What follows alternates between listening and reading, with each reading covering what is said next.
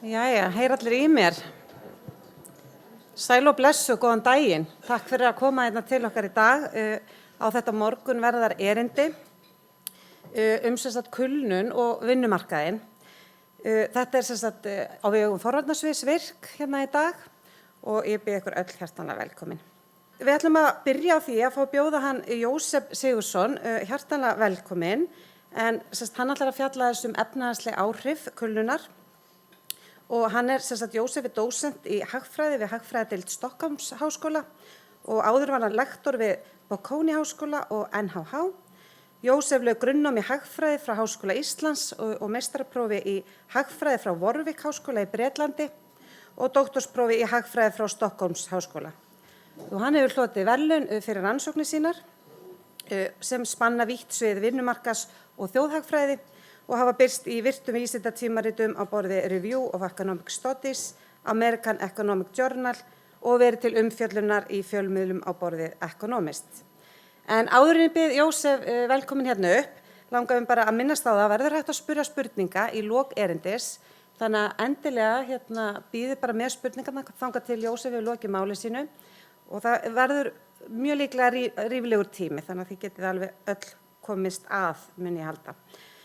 Ég kem svo á eftir því kem ég upp og held stutt erindi kulnun á íslensku vinnumarkaði og það verður svo í lokin hægt að spyrja okkur Jósef bæði spurninga í allar á lokin. Þannig að þá vil ég bara bjóða Jósef hérna velkomin upp og ég hlakka til að hlusta á erindið þitt. Gjörðu svo vel.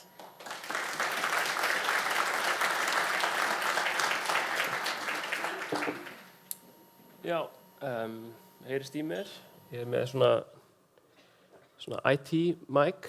Ég vil bara biðja á að þakka ykkur fyrir að koma og þakka VIRK fyrir að bjóða mér og skipuleggja þennan morgunfund. Ég ætlaði líka að byrja kannski á því að segja að sérstaklega gaman fyrir mig að fá að koma og flytja auðvitað þetta efni en líka gera það á íslensku. Ég fæ ekki að tala hagfræði á íslensku hverjum degi, svo það ákaflega gleðilegt og ég mun reyna að halda öllum slettum í algjöru lágmarki. En mér langar líka að byrja á því að útskýra eða kannski réttlæta af hverju hérna í dag, af hverju ég að tala þessi efni. Eins og sagt í inngangi þá ég hagfræðingur, vinna rannsóknum á vinnumarkaðs- og þjóðhagfræði og eitt af því sem ég og mínir samstarfsmenn höfum verið að skoða hvernig breytingar á vinnumarkaðnum í gegnum ýmsar eðlisbreytingar og tæknibreytingar hafa verið að hafa áhrif á störf og starfsfólk og fyrirtæki. Og það rauninni í gegnum þessar rannsóknir sem við svo að segja rekumst á þetta efni og byrjum að skoða þetta eins og ég mun kannski skýra frá hérna síðar. Ég ætla líka að segja að allt það efni sem ég mun sýna ykkur, all sú greining sem við höfum gert á sænskum og bandarískum gögnum en ég hef reynt að taka saman og draga fram niðurstöður sem ég held að hafi mjög almenna skírskotun og ég held að eigi alveg við hér á Íslandi eins og annars staðar. Ég vil að byrja á svona frekar almennum inngangi til að setja þetta í svona stærra samhengi. Ef við horfum yfir kannski nokkra áratuga skeið þá orðið alveg geypilega breytingar á vinnumarkaði hins vestræna heims, bæði á eðli atvinnu og á samsetningu vinnumarkaðarins.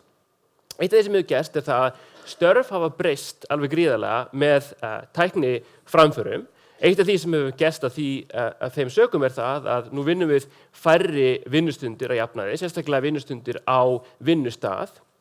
En störf hafa breyst úr því að vera miklu mun sveigjanlegri og nú hægt að vinna mjög mörg störf, nánast hvar og hvenær sem er.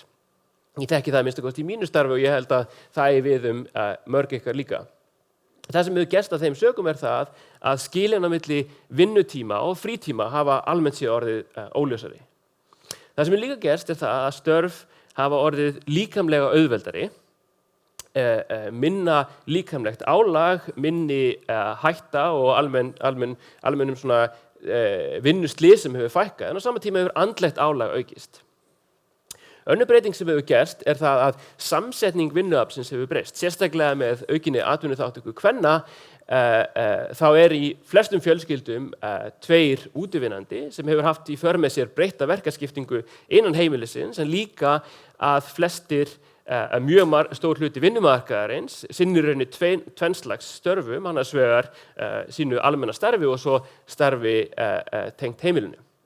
Sama tíma þessar breytingar hafa átt sér stað, þá bendir margt til þess að streita fari vaxandi. Þetta ekkert auðvelt að mæla og rauninni háð mælingum, en við skoðuðum ýmsar vinnumarkaðskannanir og þetta ein af þeim, þetta gögn frá Gallup, þar sem að Gallup spyr starfsmönnum allan heim hvort þeir upplifðu mikla streitu daginn áður. Og þetta hlutfall sem svarar þessu spurningu játandi hefur farið úr 30% árið 2009 upp í rúm 40% nú í dag. Auðvitað munur á milli landa, þetta hlutfall virðist hærra í Bandaríkjunum en á Norðurlöndunum það samt þannig, á löndum eins og Svíþjóð og Íslandi, þá þetta hlutfall yfir 30%. Og af þessu hafa sérfræðingar miklar áhyggjur og stjórnvöld víða heim hafa byrjað að bregðast við. Og ein birtingarmynd þess að streita fer vaxandi sú staðreynd að fólk margir á vinnumarkaði fara í leyfi frá vinnu vegna kulnunar. Sálfræðingar, klínískir sálfræðingar og vinnusálfræðingar hafa í yfir 50 ár rannsakað neikvæð áhrif streitu og hvernig viðvarandi vinnustreita getur leitt til kulnunar. Það síðan frá árinu 2000 sem að Evrópulönd sem eru með stór og sterk sjúkratryggingakerfi hafa byrjað að innleiða og byggja á þessum rannsóknum við að innleiða streitu, einkenni og kulnun inn í sitt sjúkratryggingakerfi. Og sum eins og Holland árið 2000 og Svíþjóð árið 2005 hafa tekið upp læknisfræðilega greiningu. Það sem eins vegar ennþá óljóst og það sem rekur okkur í að skoða þessi mál það að efnahagslegar afleiðingar aukinnar vinnustreitu að mestu óþekktar. En ef við bara horfum á einfaldar tölur eins og tíðni og kostnað ríkissjóðs, þá virðist þetta vera töluvert stórt vandamál. Gögn frá Svíþjóð fyrir árið 2019 sýna að 1% starfsmanna fóru það ár í leyfi frá starfi eftir að vera greindir með kulnun og ef við tökum heildarveikindagreiðslur vegna þeirra sem voru í leyfi frá starfi vegna kulnunar, þá námu þeir helmingi af heildaratvinnuleysisbótagreiðslum. Þannig að þetta af töluverðu umfangi. Svona til þess að gefa ykkur stutta leiðarvísi það sem ég ætla að segja ykkur í dag, þá ætla ég að byrja á að segja ykkur stuttlega frá hvernig málum háttað í Svíþjóð, hvaða gögn og hvernig stofnanaumhverfið þar. Og svo ætla ég að svara nokkrum einföldum, en kannski ekki svo einföldum spurningum. Hvað kulnun, hver eru hætta á kulnun, hvað kostar kulnun og hverju má fyrirbyggja kulnun. Og eins og ég segi þá nálgust við þetta og ég nálgast þetta út frá mínum rannsóknum eða okkar rannsóknum sem eru í samstarfi við mína kollega í Stokkólmi, Aras Nekoi sem líka dósent og 3 doktorsnema sem hafa unnið með okkur að þessari rannsókn en líka öðrum rannsóknum sem tengjast breytingum á vinnumarkaðnum. Stuttum gögn og stofnanaumhverfið. Í Svíþjóð málum háttað þannig að ég veit ekkert hvor meini á að vera, en ég mun örugglega bara flakka á milli.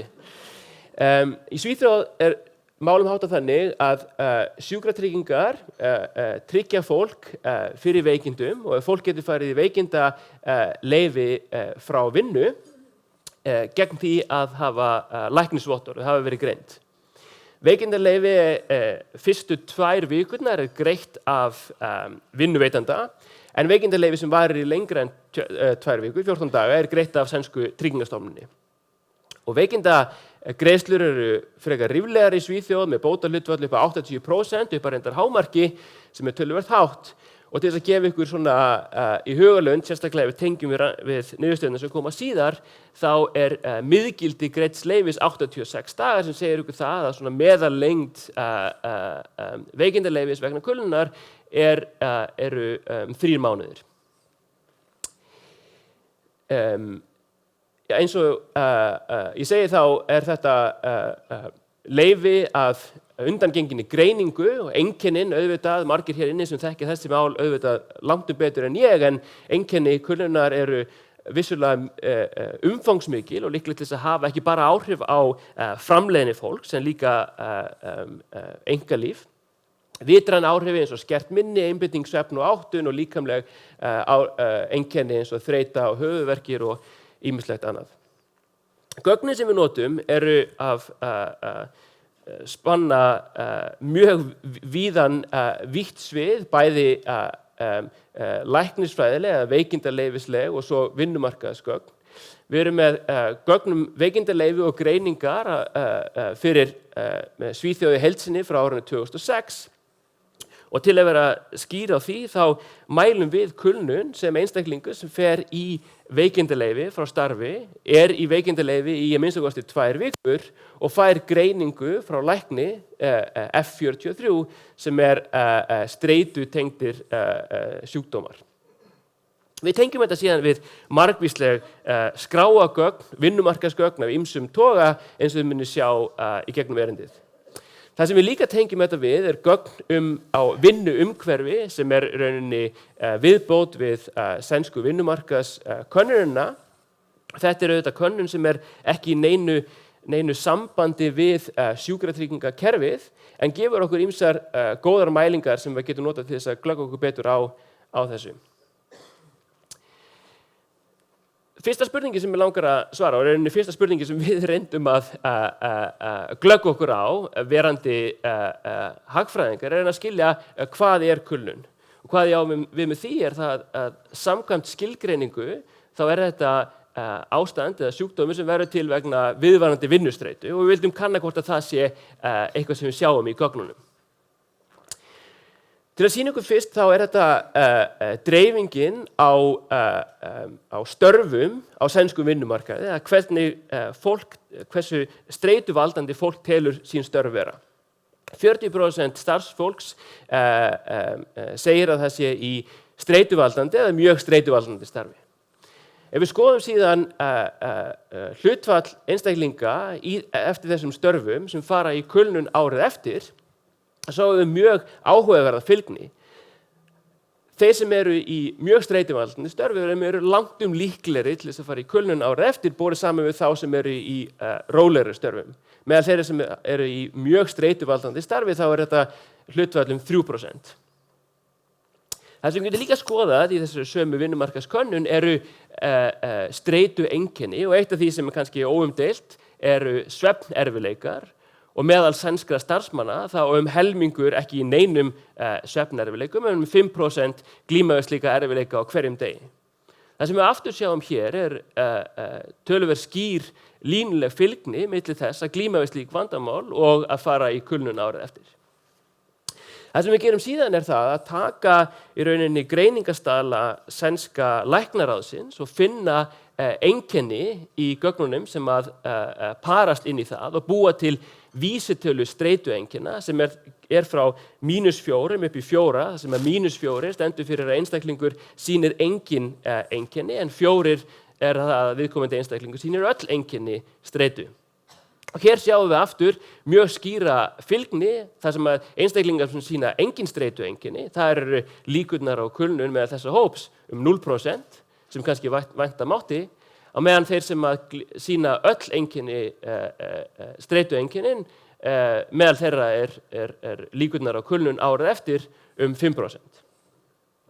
Það sem líka áhugavert fyrir okkur að skoða, sérstaklega í sambandi við þessar skilgreiningar og viðvarandi versus hraða aukningu í streitu, að skoða hvernig þessi streita þróast í aðdragandi og kjölfar þess að einstaklingur fer í veikindaleyfi frá kulnun. Það sem við gerum hér, og ég mun útskýra þetta líka betur á eftir, það að bera saman 2 hópa, annars vera einstaklingar sem fara hérna í kulnun á tíma 0 og para þá við einstaklinga sem eru öllu leyti sambærilegir þegar kemur að kyni og menntun og öðru slíku en fara ekki í kulnun. Svo horfum við á þróun að þessar streitueinkenna í aðdraganda kulnunar. Þið sjáum fyrir viðmiðunarhópinn, þá þetta bara í kringum 0, en það sem sérstaklega áhugavert og okkur fannst það að streita virðist aukast mjög hratt í aðdraganda kulnunar. Síðasta árið þá sjáum við mikla aukningu eða næstum því 1 staðalfrávik. Vissulega eiginlega svona mekanískt þá minnka svo streitueinkennin eftir að viðkomandi fer í kulnun vegna þess að flestir fara þá í veikindaleyfi og úr sínu starfi. Svo það sem að ég er búin að sýna ykkur núna á þessum síðustu glærum það að það virðist vera mjög sterk tengsl á milli streitu og hættunar á að fara í kulnun. Það sem ég langar að skoða næst það hverjir það eru sem eru í hættu á að fara í kulnun. Og það sem kannski, skiptir kannski mestu máli hér það að við sjáum að vinnustreita skiptir máli en eru áhrifin af því þau sömu fyrir alla. Til að svara þeirri spurningu þá þurfum við að mæla 2 þætti. Fyrst þurfum við að mæla hversu streituvaldandi störf eru eða hversu miklar streituþolskröfur störf gera. Það sem við gerum hér það að skoða gögn frá Bandaríkjunum. Þar hafa störf verið flokkuð og greind í mjög náið og eitt af því sem hefur verið greint hversu mikil streituþol einstaklingar þurfa að hafa til þess að sinna viðkomandi starfi. Þessi gögn getum við parað inn í okkar gögn. Hitt sem við þurfum að mæla streituþol einstaklinga. Hér fáum við gögn frá sænska hernum og í okkar gagnagrunnum fara allir karlmenn í gegnum ítarleg próf, bæði greindar og persónuleikapróf og ítarlegt sálfræðimat þegar þeir eru 18 ára. Og eitt af því sem gefur að skilja sem sænski herinn vill sérstaklega mæla eru streituþol einstaklinga. Mér langar að byrja að sýna ykkur aðra hliðin á þessu sem tengslin á milli streituþolskrafa eða hversu streituvaldandi störf eru og svo líkunum á kulnun sem eru hérna á lóðréttásnum. Við sjáum í bláu mjög sterka fylgni milli þess að vinna í meira streituvaldandi starfi og það að fara í kulnun. Kannski sérstaklega áhugavert að horfa hérna í norðvesturhornið sem segir okkur það að í þeim störfum þar sem að streituþolskröfur eru litlar, sem eru ekki streituvaldandi, þar kulnunarhlutfallið mjög lágt. En á hinum endanum, þá í norðausturhorninu, þá sjáum við að meðal þeirra starfa sem að eru mjög streituvaldandi, þá þetta hlutfall langt hærra. Nú getum við sett þetta tvennt saman, annars vegar streituþolskröfur starfa og hins vegar streituþol einstaklinga. Og svo getum við teiknað í þetta rúm líkurnar á kulnun. Það sem við sjáum, sem mjög áhugavert, það að ef við horfum til dæmis á einstaklinga sem eru í þeim störfum sem eru mest streituvaldandi, þá samt gríðarlegu munur milli þeirra sem hafa lítið streituþol, sem eru 3 sinnum líklegri til þess að fara í kulnun, samanborið þá sem hafa mikið streituþol. Og raunir þannig þeir sem hafa mikið streituþol, kulnunarlíkurnar eru mjög lágar fyrir þá og skiptir engu máli í hverslags störfum þeir vinna. Meðan að þeir sem hafa lítið streituþol, þeir hafa almennt séð líklegri til að fara í kulnun, en sérstaklega þeir vinna í streituvaldandi störfum. Það sem langar að sýna ykkur næst rauninni tengsl á milli kulnunar og tekjuþróunar. Það sem erfitt að mæla álag í vinnu eða vinnustundir og annað slíkt, en þetta vissulega tengt við tekjuþróun. Þannig að það sem ég geri hér að búa til svona hitamynd, það sem að á láréttaásnum eru með vinnutekjur fyrir 2 árum síðan, lóðréttaásnum eru með vinnutekjur í fyrra og svo dýptin í myndinni eða þriðja víddin eru svo kulnun í ár. Það er margt sem áhugavert í þessari mynd, en ég held að sem kannski stakk fyrst út það þið sjáum mjög skýra 45 gráðu línuna. Hvað segir svo lína okkur? Hún segir okkur það að einstaklingar sem eru með stöðugar tekjur, þó einhverju leyti stöðuga vinnu, meðal þeirra kulnunarhlutfallið líkurnar lægstar. En það sem við sjáum, það sem mesti hitun, það sem mesti dökki rauði liturinn, það meðal þeirra sem eru með meðaltekjur en ört vaxandi tekjur. Þannig að ef að tekjuþróun mælikvarði á auknar vinnustundir, aukna ábyrgð og annað slíkt, þá virðist það tengjast mjög líkunum á kulnun árið eftir. Það sem líka áhugavert að skoða tíðni kulnunar eftir kyni og fjölskyldustöðu. Meðal karlmanna í Svíþjóð eru líkurnar 0,5% á ársgrundvelli. Fyrir konur þetta 4 sinnum hærra, næstum 2%. En það sem líka áhugavert að skoða innan kyns sjáum við mjög skýran mun milli einstæðra foreldra og foreldra sem eru í sambúð eða þeirra sem eru einstæðingar og ekki eiga börn.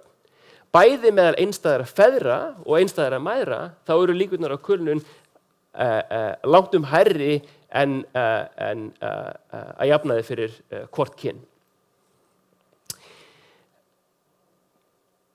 Það sem við framkvæmum ákveðin svona tölfræði greining á því að hve miklu leyti kyn getur skýrt breytileikann í gögnunum. Vissulega það þannig að kyn endurspeglar mjög marga þætti, konur og karlar vinna mismunandi störf og annað slíkt. En það sem við gerum það að taka tillit til eins mikils af þeim þáttum og við getum. Og við sjáum að samt sem áður, þrátt fyrir tökum tillit til mismunandi starfa og allt þess sem við höfum í gögnunum, þá virðist kyn ennþá skýra 1/3 af breytileikanum í gögnunum. Og til að skilja þetta líka aðeins betur, þá langar mig að sýna með ykkur aðra svona hitamynd sem svipuð þeirri sem ég sýndi ykkur áðan, meðan að hér ég með á lárétta ásnum tekjur eigin manna. Á lóðrétta ásnum eru tekjur eigin kvenna og svo eru kulnunar líkurnar fyrir konur, það hitinn í myndinni. Það sem ég hef líka merkt inn með svörtu lína sem sýnir miðgildi fjölskyldutekna. Og ef þið eltið bara hitann í myndinni, þá sjáu þið að það einn þríhyrningur sem stendur út. Það þríhyrningurinn sem fyrir ofan 45 gráðu línuna og fyrir neðan þessa miðgildislínu. Hvaða hópur það? Það svo hópur kvenna sem eru með hærri tekjur heldur en eiginmenn sínir, en eru í fjölskyldum sem eru með minna en meðaltekjur. Þannig virðist vera að þessum kannski 2 myndum einhverja vísbendingur það að sé einhvers konar samspil á milli streitu í vinnu og streitu heima fyrir. Ok, það sem ég hef sýnt ykkur annars vegar að streita virðist tengjast kulnun, sérstaklega líkurnar fyrir þá sem hafa lítið streitu þol. En hvað kostar þetta samfélagið? Þetta ekkert einfalt mál. Það sem við viljum skoða áhrifin á tekjur og atvinnu í bráð og lengd. Og hérna getum við ekki framkvæmt einfaldan fyrir og eftir samanburð því það líklegt til þess að leiða okkur í villigötur. Því að bara einfalt að hugsa þannig að vinna hefur bæði áhrif á kulnun líka afleiðing af því að fara í kulnun eru áhrifin á vinnu. Þannig við beitum þrenns konar aðferðafræði til þess að gera þetta. Fyrst þá berum við saman eða pörum saman einstaklinga sem annars vegar fara í kulnun og hins vegar ekki yfir langt skeið, eins langt og við getum fyllt viðkomandi einstakling. En þeir eru eins að öllu öðru leyti. Þeir eru eins að öllu öðru leyti eins og þeir koma fyrir í gögnunum. Það einn samanburður. Nú vissulega geta einstaklingar verið ólíkir af þáttum sem við getum ekki mælt. Þannig að það sem við gerum líka það að bera saman einstaklinga milli þeirra innan þess hóp sem fer í kulnun en gera svo á mismunandi tímum. Það gefur okkur líka samanburðarhópa. Þriðja aðferðafræðin snýr svo í að nota ytri breytingar í starfsumhverfi því að eitt sem við viljum greina á milli eru annars vegar áhrifin sem verða til vegna breyts eða streitu í vinnu versus það sem verður til vegna streitu sem kemur annars staðar frá, til dæmis frá einkalífi. Við viljum mæla áhrifin af starfsumhverfinu og við getum nota ákveðna tölfræðilega aðferð til þess að einblína á þann þátt. Niðurstöðurnar eru svo að segja allar á sama veg, þannig að það sem ég ætla að gera hérna í dag bara einblína á einfaldasta samanburðinn sem svo fyrsti. En ef þið hafa áhuga á hinnu þá það í þeim greinum sem við höfum gefið út. Til þess að sýna ykkur hvernig það virkar, þá þessi frekar einfalda mynd sem ber saman þróun í launatekjum fyrir þessa tvo hópa, annars vegar einstaklingar sem fara í kulnun hérna á tíma 0 og einstaklingar sem fara aldrei í kulnun.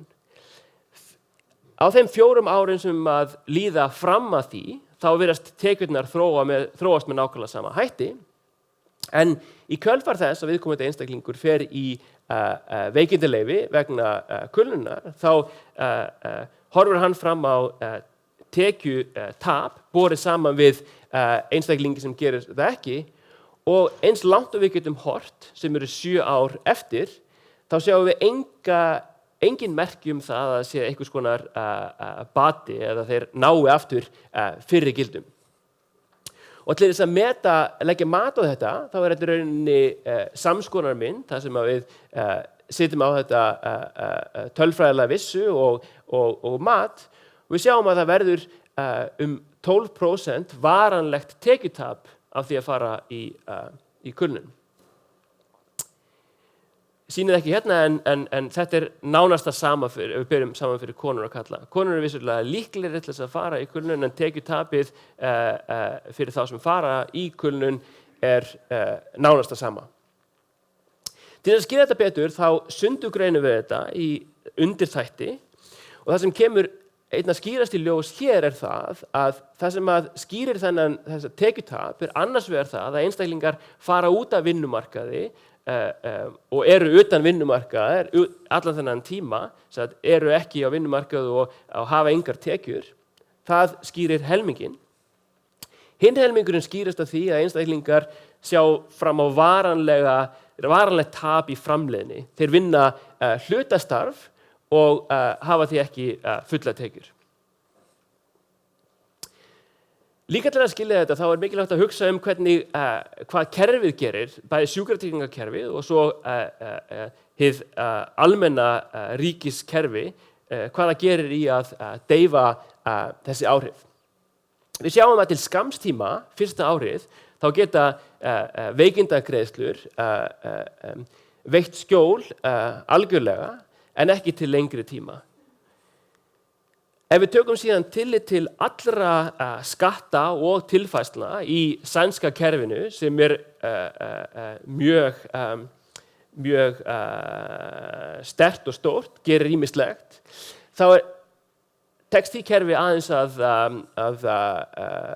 tryggja fólk fyrir helminguna þessu tapi. Varanlegt tap í neyslutekjum 6%. Það sem við gerum líka, og kannski áhugavert bara að rétt að nefna það, við skoðum víðtækari áhrif, og þetta er mikilvægt til þess að fá kannski heildarmyndina á kostnaðinum, sjáum hvernig streita og kulnun hefur ekki bara áhrif á einstaklingana sjálfa, heldur líka á maka þeirra og börn. Sjáum að makar, sérstaklega konur þeirra manna sem fara í kulnun, sjá fram á 4% tap í tekjum, og við sjáum líka að börn þeirra sem að fara í kulnun eru líklegri til þess að falla út úr skóla, sjáum neikvæð áhrif á tekjur og samræmdum prófum, og þetta hefur áhrif á ævitekjur þeirra.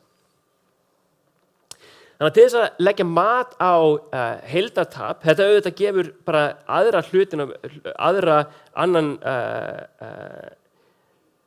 gefur bara svona hluta af myndinni, því við erum ekki að horfa fram á framleiðslutap, en ef við horfum á einn mælikvarða á tapi samfélagsins af kulnun, þá það tap í heildarlaunatekjum. Þá getum við summerað upp þessi ólíku áhrif. 0,5% verður til vegna beinna áhrifa, sem eru bara það að einstaklingar fara í veikindaleyfi vegna kulnunar og fá greiðslur úr ríkissjóði.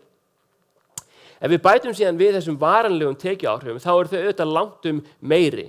Ef þið munið frá eina fyrstu glærunum, þá meðallengd veikindaleyfi sem 3 mánuðir, en við sjáum að þessi varanlegu áhrif voru ennþá til staðar og algjörlega óbreytt ef við horfum 7 ár út.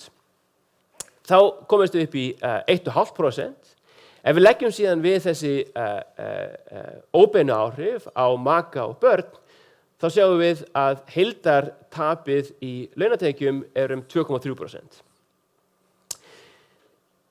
Þetta ekki fullkomið mælikvarði vegna þess að mikið af þessum áhrifum hefur ekki ennþá komið fram að fullu á þeim tíma sem við horfum á. Börn hafa ekki komið inn á vinnumarkaðinn, einstaklingar sjá fram á þróun í tekjum og slíkt. Þannig að við metum einfalt líkan til þess að sýna hvernig þetta væri bara í hagkerfi sem er í jafnstöðu og þá fáum við mat sem er örlítið hærra eða 3,6%. Þannig að allt þetta bendir til þess að það sé umtalsverður kostnaður af vinnustreitu fyrir samfélagið og því hlýtur spurningin að vera hvernig má fyrirbyggja þetta og koma í veg fyrir þennan kostnað. Rannsóknir og það líklega fólk hér inni sem þekkir þetta langt betur en ég, en rannsóknir benda til þess að forvarnir séu langt áhrifaríkari en meðferð. Það rauninni svona frekar intuitíft en það eru rannsóknir sem sýna þetta. En árangurinn af slíkum forvörnum, hann veltur á því hversu vel við getum auðkennt á einstaklinga sem eru í hættu á kulnun. Þannig að það sem við gerum það að við hönnum líkan af forvarnakerfi, það sem við viljum reyna að finna hagkvæmasta stærð kerfisins, hversu stórt þarf kerfið að vera og við sérstaklega beinum athyglina okkar að því hver ábati af rauntíma upplýsingum streitu starfsmanna getur verið. Við höfum talað við bæði á svipuðum vettvangi í Svíþjóð, talað við Tryggingastofnunina og nýlega töluðum við ónefnt stórt sænskt fyrirtæki sem hefur búið að framleiða bíla í 98 ár. Þið getið ykkur hvað fyrirtæki það er. Og þau segja okkur það að þau safni slíkum upplýsingum að staðaldri en nýta það ekki til neins. En vissulega sjá áhrifin af aukinni streitu meðal sinna starfsmanna. Við vildum meta hver að vera ábatinn af því að nýta slíkar upplýsingar. Ég ætla ekki að sýna ykkur líkanið í heild, en ég ætla að fara niður á svona hagfræði 101 level og bara sýna ykkur eina einfalda jöfnu sem svona summerar grundvallar hugmyndina. Hugmyndin svo að hagkvæmasta líkan líkan það sem að væntur jaðar ábati jaðar kostnaði við kerfið. Þannig að það að setja einn einstakling, síðasta einstaklingin inn í kerfið, ábætin af því jafn þeim kostnaði við að setja þann einstaklingin í kerfið. Væntur jaðarábati, hann ræðst af mörgum þáttum, sérstaklega 3. Fyrst það árangurinn af forvörnum. Þetta eitthvað sem við sem hagfræðingar vitum í rauninni ekkert en getum okkur lesið okkur til og fengið mat á úr ýmsum sálfræðirannsóknum.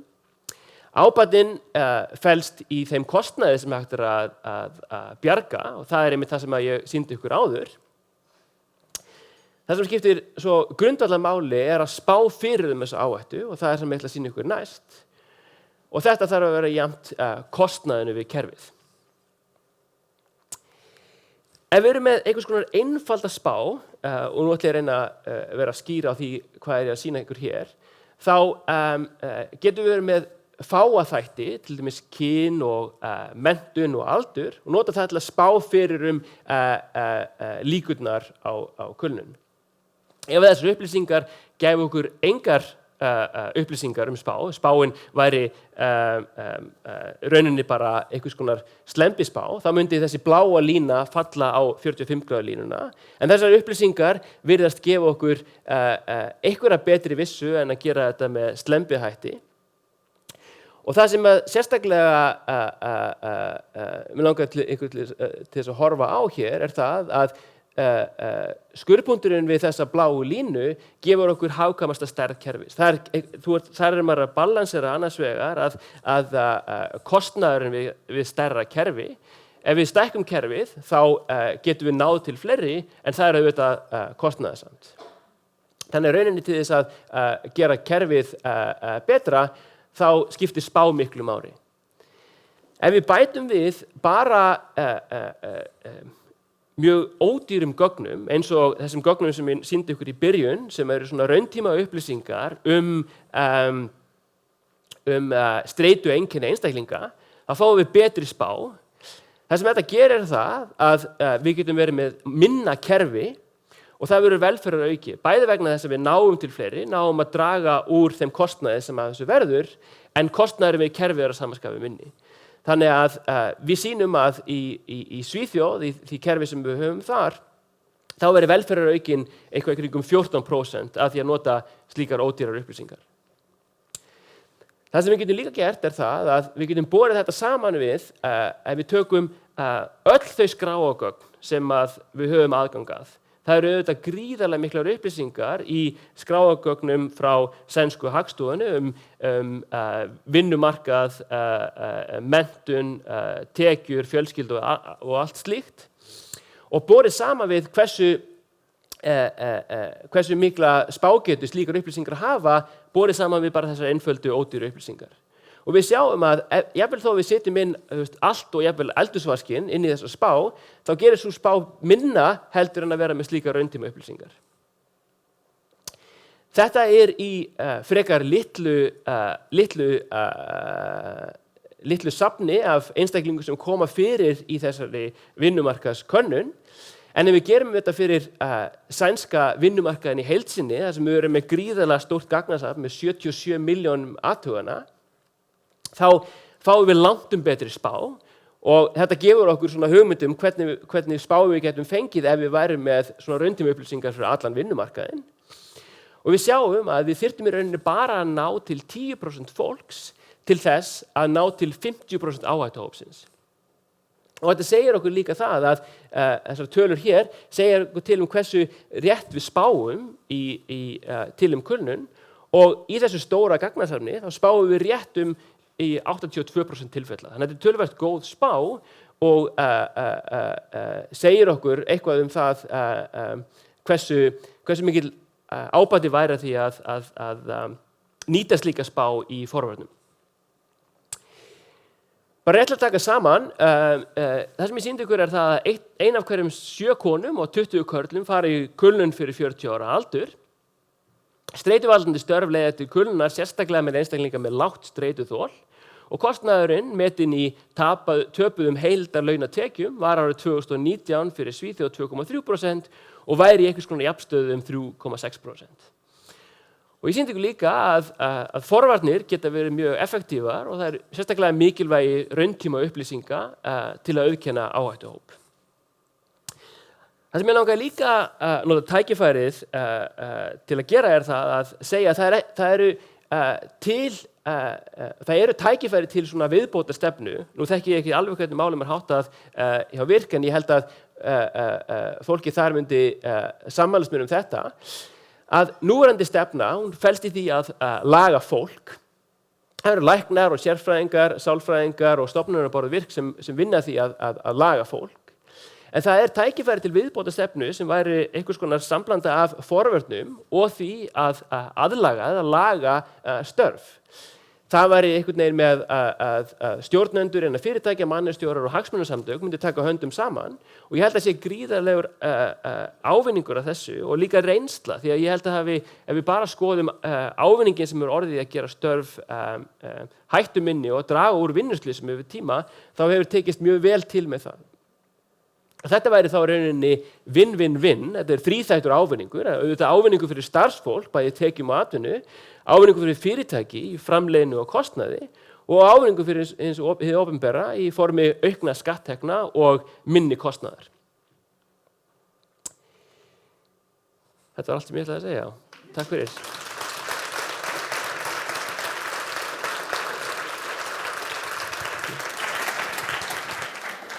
Kærar þakkir fyrir þetta, ótrúlega áhugaverð nálgun á þetta flókna fyrirbæri. Er eitthvað spurninga núna til Jósefs? Já, Eysteinn hleypur hérna með mic. Ok. Já, hæ, Jósef, sæll. Þetta var ótrúlega áhugavert og skemmtilegt og mjög mikið í gangi. Ég er með 150 spurningar, en ég ætla bara að spyrja. Það eru 2 spurningar sérstaklega. Í fyrsta lagi þegar þú ert að tala sko, þessu óbeinu áhrif tekjutaps á fjölskyldurnar, á sem sagt, börn og maka og annað. Segjum sér svo, ef þetta eru einstaklingar, það er að segja þessi sem fóru í kulnunina, ef þetta er fólk með lágt streituþol, hefði það gert hvort þetta tekjutap á endanum burt sér frá kulnun eða ekki, og það kannski það sem undirliggjandi þátturinn sem að hafa áhrif á heimilið og fjölskyldu aðstæður. Og svo annað sem ég finnst alltaf svo áhugavert og spennandi, og það þetta hvernig hægt að greina á milli streitu einstaklings í starfi og streituna sem hann í rauninni bara að upplifa jafnvel út frá öðrum þáttum, eins og til að mynda í svona stuttum könnunum sem eru bara eitthvað snapshot. Þú veist, það væntanlega líka dálítið snúið. Þetta eru frábærar spurningar. Fyrsta spurningin, þetta auðvitað grundvallar svona aðferðafræðilegt vandamál. Það sem við gerum, ég vildi óska þess að ég væri með þessa mynd, við eigum með fullt af fleiri niðurstöðum sem ég gat ekki sýnt ykkur í dag, en þetta var nauðsynlegt til þess að geta sýnt þetta kostnaðarmat. Það sem við gerum það að við tökum börn sem eiga foreldra sem fara í kulnun, en þau gera það á mismunandi tíma. Og þannig að við berum saman börn sem eru til dæmis við það að fara í samræmd próf, og þegar að foreldrar fara móðir til dæmis fer í kulnun, og berum saman einstakling sem hefur þegar tekið samræmd próf og móðir þeirra hefur farið í kulnun. Ef það þessi undirliggjandi þáttur sem drifkrafturinn, þá myndum við sjá jafn áhrif fyrir báða þessa hópa. Hópurinn sem hefur þegar tekið samræmd próf gefur okkur eins konar svona placebo-test fyrir þetta hvernig virkar. Og ef við gerum það, þá sjáum við engin marktæk áhrif fyrir þann hóp, þannig að placebo-testið heldur, en við sjáum marktæk áhrif fyrir þá sem hafa ekki tekið samræmdu próf, og sérstaklega þá sem eru það bil að fara að taka samræmdu próf. Þetta á sama við brottfall úr skóla. Þannig að auðvitað skiptir aðferðafræðin alveg gríðarlega miklu máli, og ég geri mér grein fyrir því að ég hef hlaupið á hundavæði margt sem þurfti að hugsa mjög mikið en ég vona að þetta svari þessari spurningu. Varðandi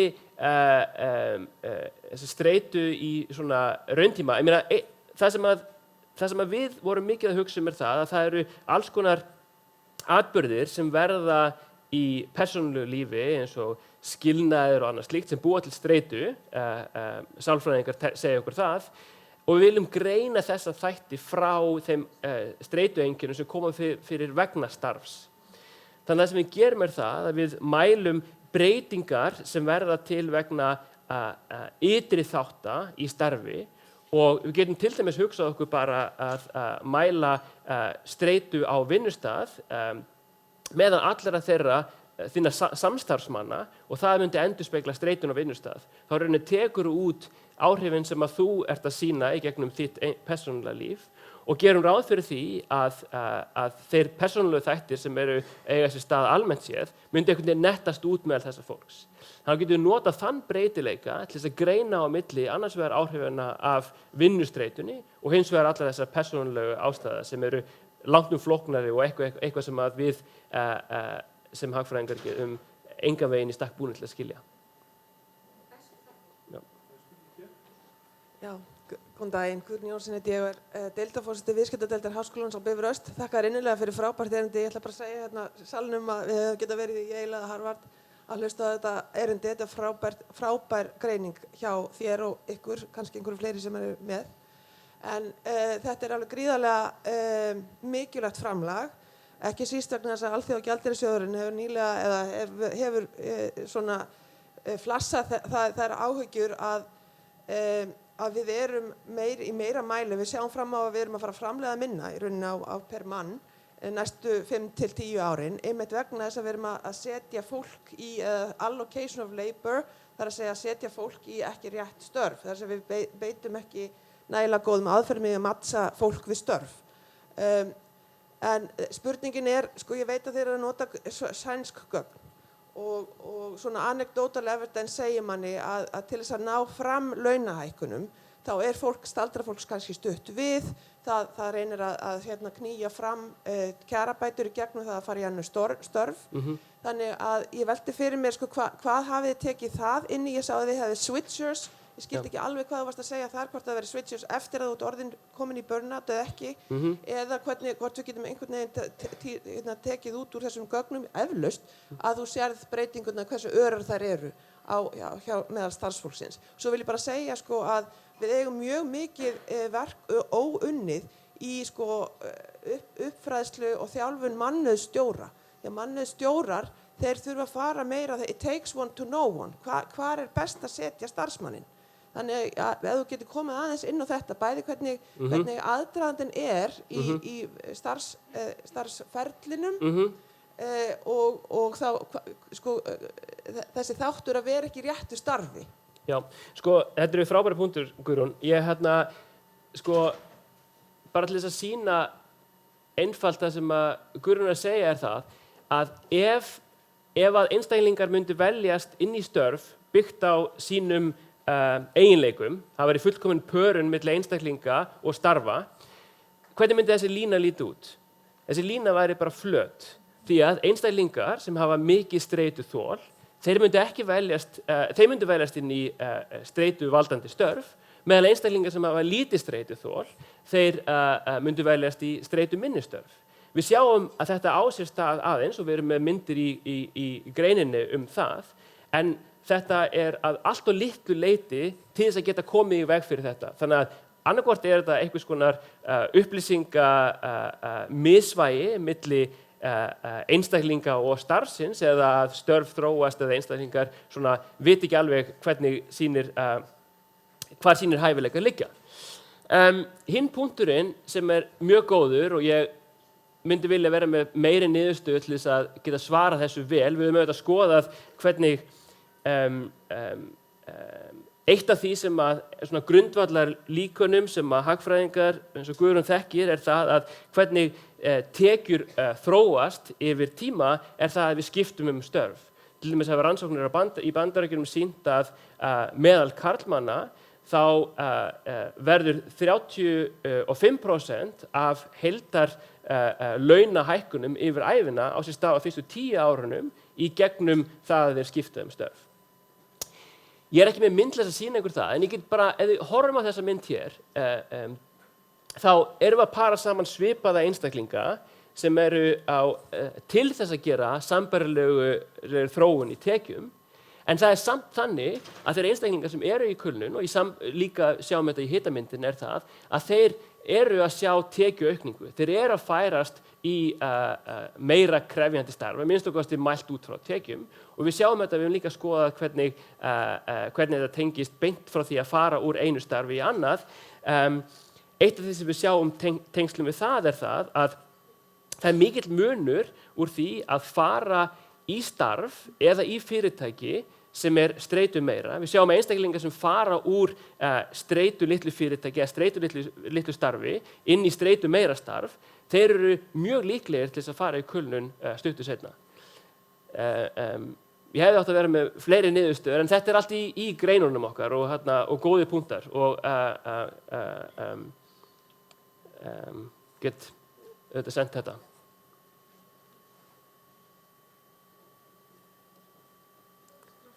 Spurningar? Má ég spyrja einu? Okay. Já, bara meðan einstilla, hvernig var verið að meta streituþol á svona einstaklingsmyndin hátt? Spyr sálfræðingurinn. Sko, þegar maður tala við sænska herinn, þá eru þeir ekkert rosalega viljugir til þess að segja manni allt sem þeir eru að gera, eðli máls samkvæmt. En þetta er gegnum bæði próf sem einstaklingar taka og svo sálfræði mat. Herinn er með fullt af sálfræðingum á sínum snærum, þar sem þeir sitja og spurja alla þessa karlmenn spurninga og meta út frá því. Viðtal og matstæki? Bæði viðtal og spurningar. Já, Takk fyrir. Ásta heiti ég og starfi hjá Reykjavíkurborg. Alveg frábært erindi, mjög áhugavert.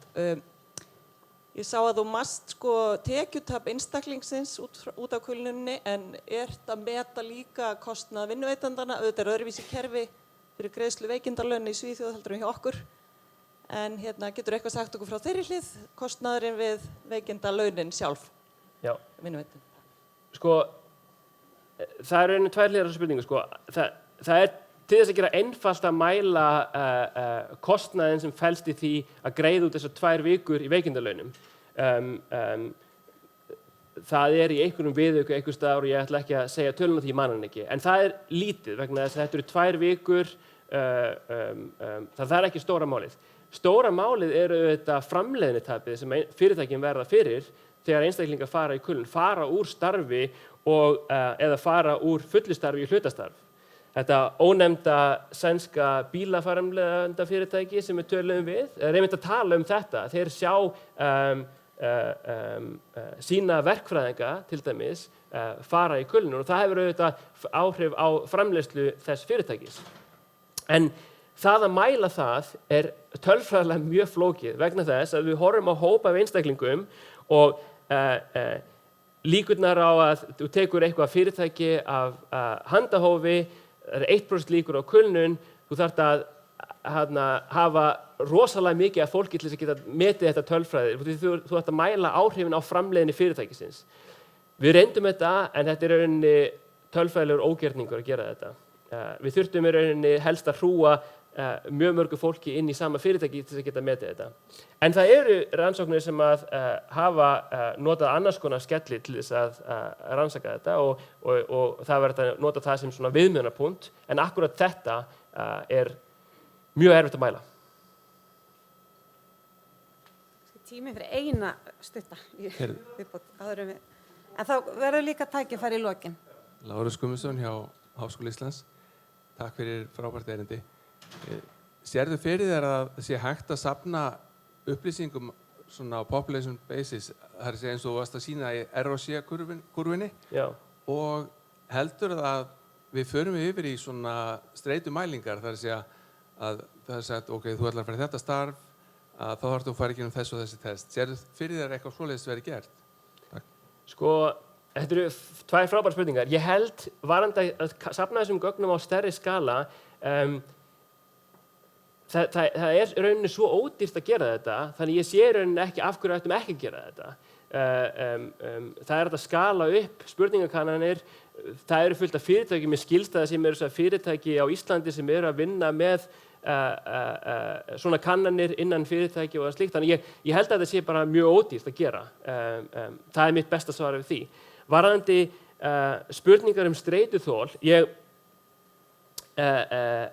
ég vinn mjög sérstakt starf og er ekki endurspeglar á engan hátt sænskan vinnumarkað, en kona mín sem er í svona hefðbundnari starfi, þegar þú sækir störf í Svíþjóð þá ferðu í gegnum svarar greindarvísitöluprófi, persónuleikaprófi og annað slíkt og það eru orðnar kröfurnar í mörg störf að sýna fram á ýmsa þætti. Þannig að hvort að streituþol er hluti af því mati veit ég ekki, ef allan ekki sé það, en það er auðvitað eitthvað sem að skipti máli. Ekki bara fyrir fyrirtæki, en þetta líka fyrir einstaklingana. Það er mjög góða spurningar. Heyrðu, já, takk kærlega fyrir. Ég heiti Linda Bára, mér langar aðeins að spyrja, nú er ég svona klíniker, þannig að ég fer aðeins inn á annars við núna. Ég veit ekki hvort ég skildi það rétt, en þið miðuðu við greininguna F43. Var eitthvað ástæða fyrir því að þið takið þá greiningu sem eru almennar streituraskanir eða F43,8 sem er exhaustion greiningin? Já, þetta er frábært og ég held að við getum átt heilan eftirmiddag að ræða um þetta og ég er ekki viss að allir hefðu áhuga á því. En þetta er góður punktur. Sko, við getum gert það, en það sem að virðist vera í gögnunum er það að læknar fá greiningaviðmið, en það er ekki allir sem er að fylgja þeim greiningaviðmiðum. Þannig að hvort sita F43,8 eða F43,0 sem er almenna greiningin, það skiptir svolítið máli. Sérstaklega meðal þeirra sem eru í Stokkhólmi, þá eru alveg með þetta á hreinu. Út á landi í Svíþjóð virðist þetta vera erfiðara. Þannig að til þess að geta fangað alla þessa, þá ákveða að nota þá greiningu. Niðurstöðurnar eru ekki mikið ólíkar ef við bara missum dálítið af athugunum ef við notum bara F43,8. En þetta er frábær punktur, en ég held að bara svona yfir tíma maður sér yfir tíma þá nota allir þá greiningu, en upphaflega þegar þetta var nýtt þá var það almennari greiningin. En góða punktur. Niðurstöðurnar virðast ekki breytast neitt. Frábært. Takk kærlega fyrir góða spurningar.